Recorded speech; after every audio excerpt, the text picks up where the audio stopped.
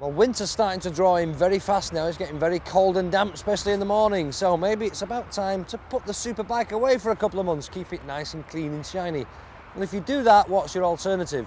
You could use a car, of course, but then you'll be stuck in a traffic jam on a motorway all day. Not a lot of fun. You could, of course, use a little scooter. Well, the trouble with little scooters is, well, they're little, aren't they? And if you do use a motorway, you'll struggle to keep up with the rest of the traffic. So we need a big scooter. Well, here is a very big scooter. Suzuki's Bergman, all 400 cc's of it.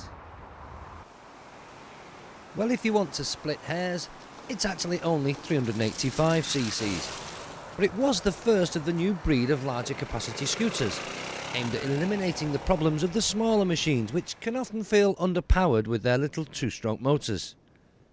Having ridden the Bergman around for a few days, I've noticed that more people ask the question, what's it really like, than they've ever done when I've turned up on some fancy sports bike.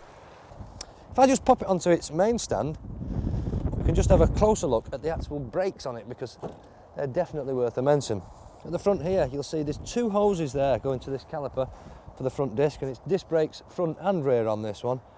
And the reason there's two hoses is because it's got a linked brake system, which means when you pull this left-hand lever on the handlebars here, it brakes the back as normal, but it also brakes the front. So that brakes back and front, and this one over here just brakes the front. Linked brakes, very, very clever. Up here then, a big screen.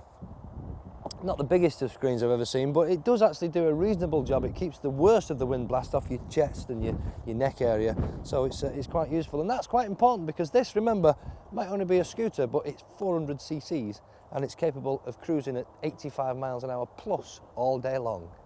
And that may sound amazing, but it's true. The top speed is quoted as 97 miles an hour.